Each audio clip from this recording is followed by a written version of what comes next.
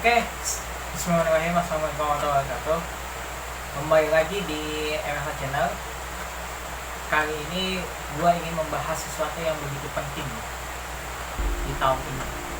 Dan sebelumnya, jangan lupa like, comment, dan subscribe di my YouTube channel. Semoga ini video juga bermanfaat, bisa juga share juga ke semua teman-teman lu, ke keluarga lu, agar ini juga video bisa lebih bermanfaat. Gitu ya. Nah, kali ini gue sebenarnya pengen bahas tentang masalah kejadian tahun ini. Tadi kita lihat cuplikan video detik-detik lautan api Melayu, detik-detik dentuman yang begitu keras, detik-detik dentuman yang nggak terduga sebelumnya. Gitu. Gue sampai berpikir hingga sekarang di tahun ini begitu bencana lagi banyak banget. Di awal tahun saja, di awal tahun saja. Bencana berbarengan dengan berbagai macam bencana. Udah banjir, gempa, erupsi gunung berapi, pesawat jatuh, bahkan tak sekalipun orang banyak yang wafat, itu adalah sebuah bencana juga. Apalagi ini kemarin yang begitu dentuman yang luar biasa, sampai terdengar ke rumah ini itu sampai terdengar. Kalau boleh tahu, bahkan kalau boleh tahu juga, ini ada spekulasi bahwa kita tuh sebenarnya lagi diuji, lagi dikasih peringatan. Betapa Allah lagi cemburu, betapa Allah lagi jealous sama kita. Tapi kita tahu mengabaikan hal itu semua, sibuk sana sini. Terus juga istilahnya adalah kita tahu merepotkan, memikirkan orang lain, mencari kelemahan orang lain, tapi nggak mencari kelemahan diri sendiri, mencari untuk menilai kelemahan dalam orang lain, tapi kita nggak menilai dari diri sendiri. Inilah fenomena tahun 2021. Bencana begitu dahsyat banget. Bagaimana tidak? Gitu. Belum pandemi berakhir. Tahun 2020 kita semenjak itu di rumah saja. Bahkan kalau nggak salah dari bulan Juli sudah mulai agak kelonggaran. Gitu. Tapi tetap kan ini pandemi masih belum berakhir. Tahun 2020 aja sampai sekarang pandemi belum berakhir.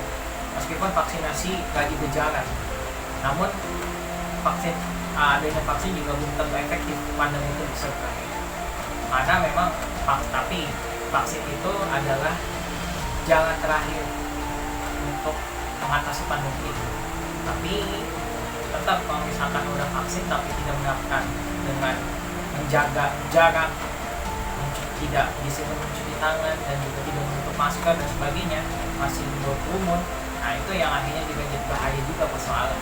Meskipun sudah divaksin, inilah jadi persoalan sebenarnya di tahun ini. Ya, begitu Allah sangat cemburu kepada kita semua. Allah lebih jelas pada kita semua, bahkan lebih jelas daripada manusia. Kalau kita bayangkan apa? Kita bayangkan ketika itu manusia aja merasakan jealousnya juga luar biasa. Bagaimana caranya biar manusia itu mempengaruhi lagi jealous? Jealous itu bukan soal percintaan doang.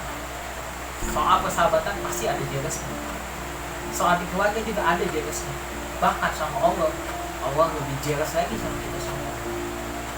Kita yang tidak patut bersyukur, kita yang masih begitu lalai, bahkan melihat fenomena, lihat sana sini, mencari kelemahan dan merasa diri paling hebat. Itu yang akhirnya menjadi masalah besar sebenarnya. Tapi kita nggak memahami itu semua. Ini kenapa? Jadi itu yang akhirnya gue mau tekankan kepada lu semua. Ini juga mengingatkan gue pribadi, bukan berarti gue adalah seorang yang masih salah. Seorang yang masih benar, sorry. Gue masih orang yang masih salah. Masih banyak kekurangan. Masih banyak yang terjadi apa yang dalam diri gue. Mungkin sedikit lalai saja itu sudah menimbulkan dampak yang besar. Bagaimana lalai yang selanjutnya? Yang lalainya begitu besar gitu. Sholatnya diabaikan, bacaannya diabaikan, bahkan apapun itu diabaikan semuanya. Hanya fokus untuk dunia. Ya inilah cara Allah bagaimana kasih kode. Ya Allah tuh kasih kode kepada kita semua. Ya, Allah juga kasih kode, bukan hanya manusia aja yang kasih kode supaya bagaimana caranya mempengaruhi. Allah juga kasih kode gimana caranya mempengaruhi. Salah satunya itu yang tadi barusan videonya. video bagaimana dentuman yang luar biasa. Bayangkan itu dentuman lebih paling mengerikan daripada dentuman yang ada di Balikpapan. Sebenarnya Balikpapan pernah kejadian, di Cianjur pernah kejadian, bahkan ini dentuman yang sangat luar biasa. Kenapa akhirnya sempat menjadi trending topik nomor 1 di sosmed? Karena kilang tersebut adalah terbesar di Asia Tenggara. Makanya jangan heran kalau misalkan itu juga diliput sama media nasional, diliput sama seluruh masyarakat Indonesia, untuk Indramayu terutama terhadap yang bangunan. Bahkan kalau gue tahu ya, terjadi ledakan itu yang akhirnya juga kita sempat resah, asap yang masih banyak banget. Bahkan sebelum terjadi ledakan tuh sempat tercium bau gas yang begitu nyengat, sempat mengingatkan, tapi diantara di respon Mbak akhirnya ya terjadilah seperti itu. Lalu ketika itu pula di Indramayu itu sendiri lagi terjadi hujan deras. Namun ternyata dua prediksi hujan deras itu nggak efektif, bahkan sampai banjir di depan. Jadi harapan rumah gua habis sampai banjir. Terus Kamis pagi, alhamdulillah udah padam. Tiba-tiba terjadi lagi kemarin malam. Kemarin malam terjadi lagi loh ledakan. Coba bayangkan, udah padam tapi terjadi lagi. Berarti ini betul-betul evaluasi. Ternyata Allah dikasih kode kepada kita semua. Allah kasih kode kepada kita bahwa supaya biasa kembali. Apalagi kita yang bahasa milenial sekarang ghosting. Bukan hanya ghosting sama manusia aja, bahkan sama Allah juga ghosting. Akhirnya apa? Akhirnya kita merasa bersyukur udah kasih nikmat, tapi syukur itu tafakur binikmat. Oh bayangkan tafakur binikmat, tidak mensyukuri apa yang Allah kasih, merasa masih kurang. Ini teguran bagi gua juga sebenarnya. Merasa masih apa yang Allah udah kasih tapi kita mengabaikan. Mungkin udah kasih nikmat tapi sholatnya dilalaikan, santai. Masa dunia itu udah menjadi milik kita semua, padahal belum cukup. Kita masih butuh terus Allah, masih butuh terus sama Allah, tapi kita mengabaikan itu semua. Jangan heran Allah kasih kode seperti itu, karena kita udah ghosting. Sudah berapa kali kita ghosting sama Allah ya. Bahkan gua sampai melihat fenomena di sosmed ya. Melihat di sosmed ketika gini, ada yang bilang mengatakan gitu, yang sholat aja masih dikasih ujian cobaan, jika masih kasih banyak permasalahan. Sementara teman gua yang gak sholat itu malah justru enak, dikasih kenikmatan dan sebagainya. Dalam hati gua, kok seperti ini caranya? Orang belum menyadari, tapi mudah-mudahan aja sih orang yang bikin status itu semoga dapat hidayah.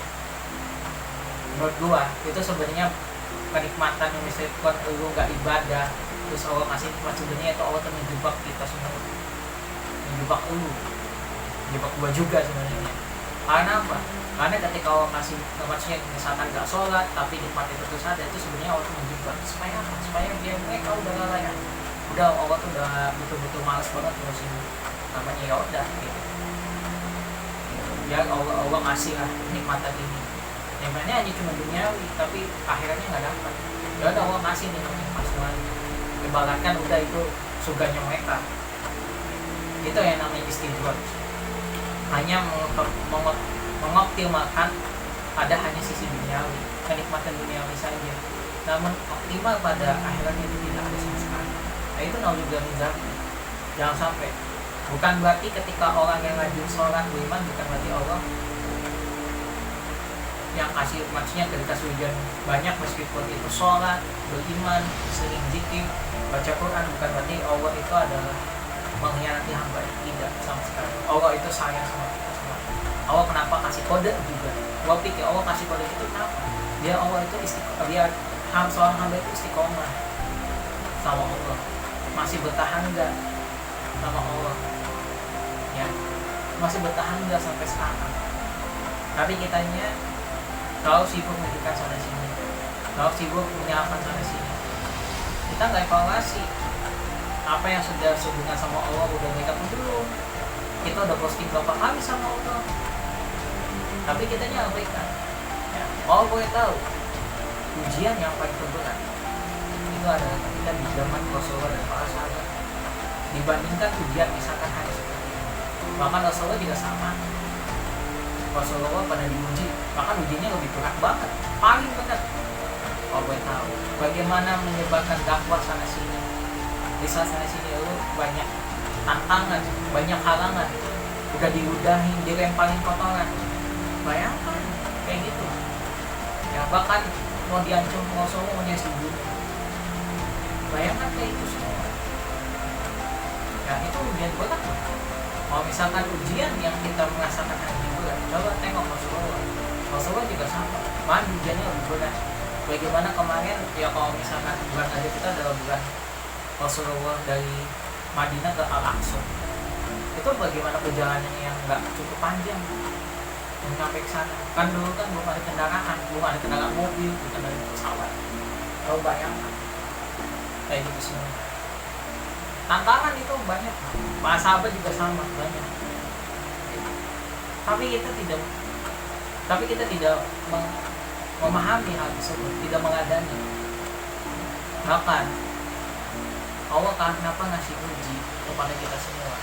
Ya mungkin kepada orang yang beriman sekalipun. Itu sebenarnya bukan berarti Allah itu mengkhianati kita. Semua hamba itu pasti akan diuji, baik itu yang beriman maupun tidak. Kita Allah akan kasih uji. Apakah masih tetap bertahan sama hamba atau tidak?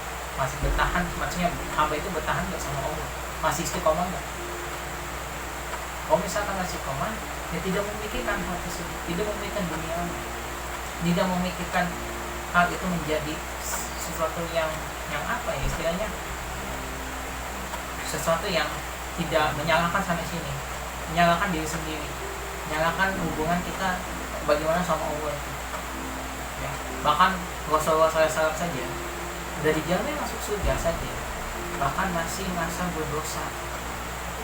Udah dijamin masuk surga masih masa dosa. Bagaimana kita semua belum pada ya belum dijamin masuk surga, lu enak-enakan aja ghosting sama Allah.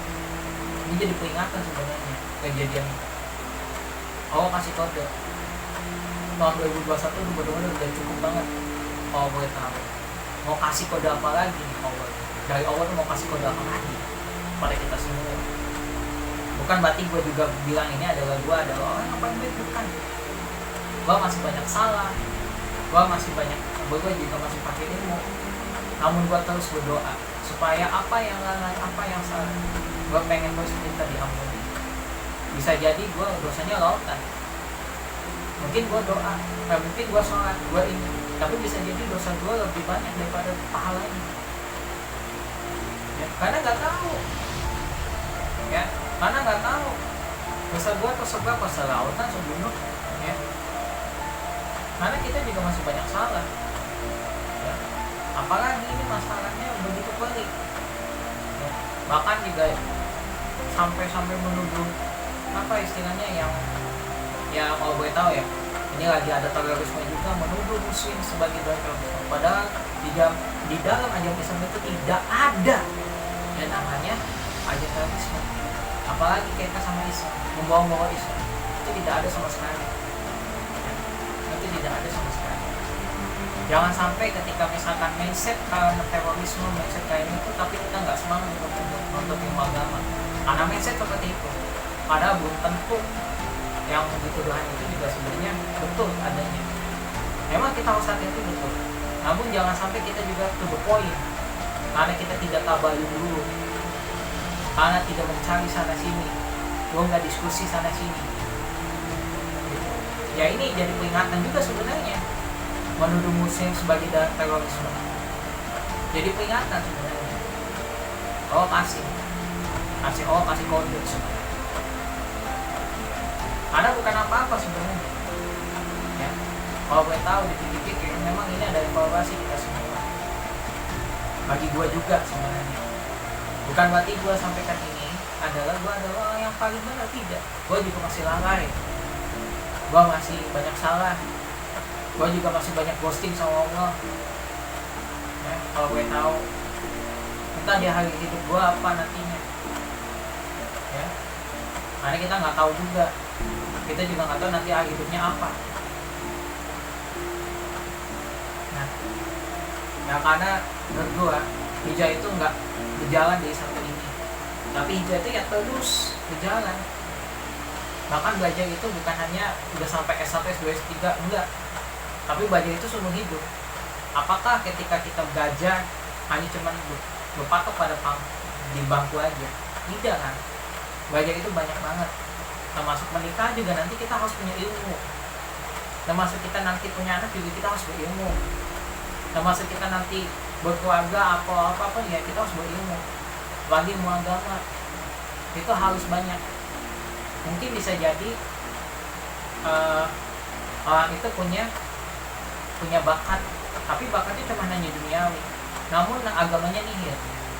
Karena khawatir, takut, mindset, khawatir nanti ada berbagai macam hal yang tidak diinginkan, akhirnya belajar agama diabaikan.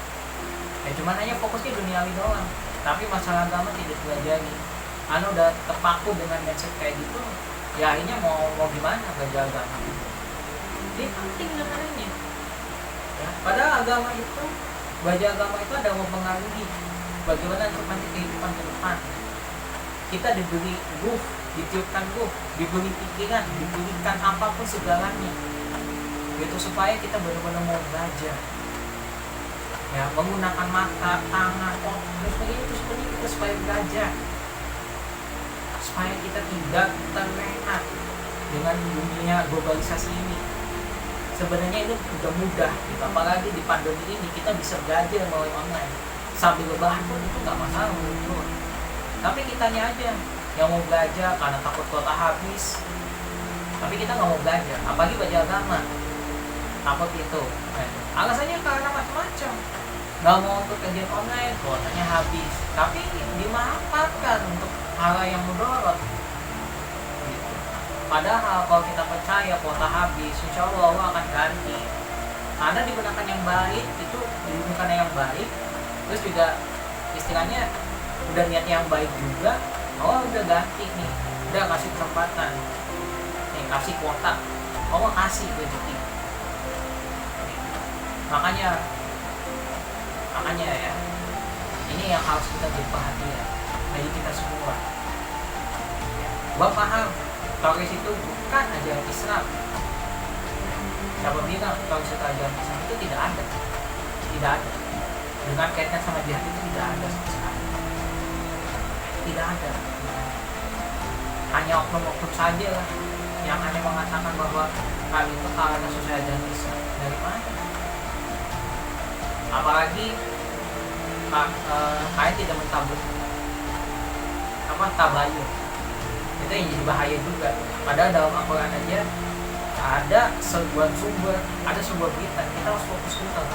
Makanya gue ketika mau ada isu itu sekarang mau gue diskusi dulu. Apalagi kesempatan webinar temanya itu yang pas banget, gue ikutin. Gue gak peduli masalah sertifikat, gue gak peduli masalah nanti di kajian itu ada before, itu gue gak peduli. Yang penting gue dapatkan ilmunya dan kesempatan emas gue bisa tanya menaik isu itu. Coba kalau nggak ada, lu bayangkan sekarang bagaimana? Itu menjadi perhatian bagi kita semua. Terus belajar, terus berbenah, terus evaluasi. Sudah berapa kali kita ghosting sama Allah? Sudah berapa kali kita lalai sama Allah? Sudah berapa kali kita sudah istilahnya kita hanya berpatok pada duniawi saja, tapi kita tidak berpatok pada akhiratnya juga. Tidak memikirkan bagaimana sekat kehidupan ini. Padahal sebenarnya itu jauh lebih penting. Ya, kalau kita mengikuti dunia terus, dunia nggak akan sampai 100% pun. Tapi kalau misalnya dibandingkan akhirat, lo mau apapun itu dunia akan ikutin. Udah otomatis tuh, dunia akan ikutin. Tapi kalau lo hanya tujuannya dunia, lo nggak akan bisa ikutin. 100% pun nggak akan bisa.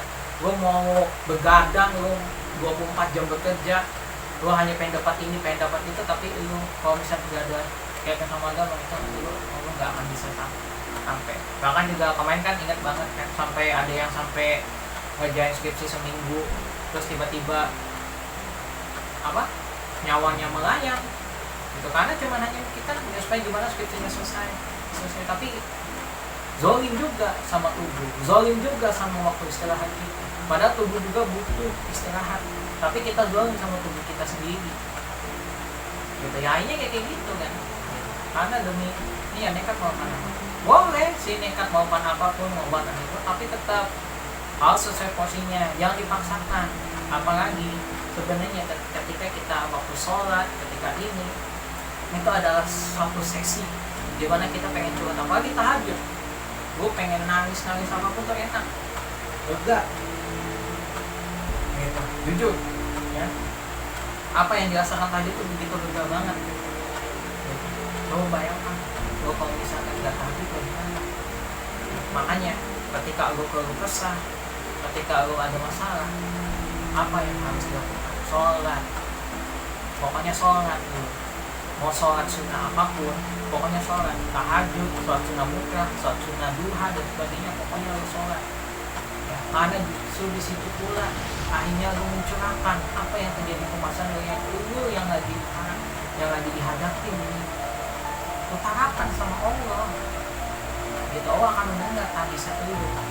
Dan justru ketika kita mendengar kita nangis itu, justru jujur akan tenang hati, buatkan emosinya, gak apa-apa ya. Kalau lu jaim sama manusia karena khawatir nangis itu udah gak apa-apa, dan udah selalu ya udah lu tuangin aja tuh tangisan lu sama Allah, tuangin aja air mata gitu, tuangkan aja air mata di hadapan Allah.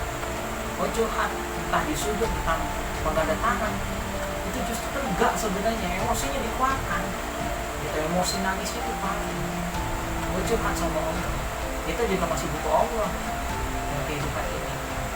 Gue jujur ini juga mengingatkan diri kita semua ya, supaya kita tetap istiqomah, supaya kita kembali ke jalan yang benar. Apalagi sekarang mau menjelang bulan Ramadan ya, kita harus persiapkan baik-baik. Jangan sampai bulan Ramadan itu tidak mendapatkan apa-apa, hanya sia-sia, hanya lapar dan dahaga. Tapi setelah lapar dan dahaga, setelah puasa berakhir, tiba-tiba balik lagi ke maksiat. Seharusnya setelah bulan Ramadan itu adalah kita tuh fasting lagi gitu. Apa yang udah didapatkan ya ibaratnya ya itu juga sepertinya new normal juga gitu, aktivitas kebiasaan baru setelah bulan Ramadan gitu. Kenapa mengatakan hal tersebut? Karena setiap habis bulan Ramadan harusnya habis semangat untuk ibadah, semangat untuk tilawah. Biasanya nggak 1 juz, setelah bulan Ramadan akan lahir bisa 1 juz. Mungkin yang nggak biasanya zikir pagi petang, akhirnya bisa zikir pagi petang.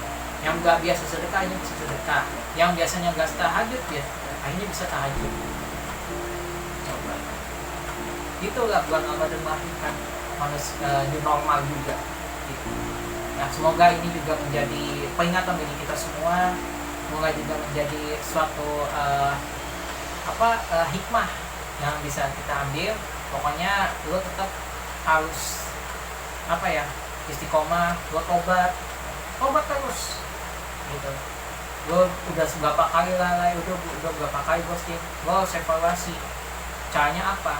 Lo curhat sama Allah, lo minta maaf, dan lo banyakin dah, misalkan ya puasa sunnah, banyakin sholat duha, tahajud.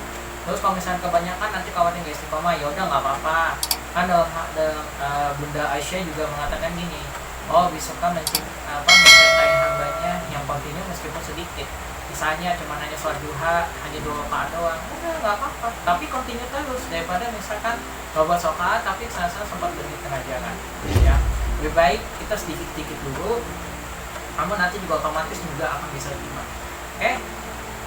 Sekian itu video dari gua. Jangan lupa like, comment, dan subscribe di my YouTube channel. Semoga juga ini video ini bermanfaat, dan apalagi mau bulan Ramadan. Dan sebelumnya minta maaf juga, mohon maaf lahir dan batin apabila selama ini gua sampaikan di video mungkin ada kata-kata yang salah, tolong memaafkan. Semoga kita terbebas juga dari neraka. Semoga juga kita tetap istiqomah terus gitu. Terus kita mempelajari agama, dan kita terus mencurahkan isi hati yang udah isi hati untuk Allah. Dan kita terus terus tetap berada di jalan kebenaran. Oke, sekian itu dari video dari gua. Terima kasih udah menyaksikan. Assalamualaikum warahmatullahi wabarakatuh.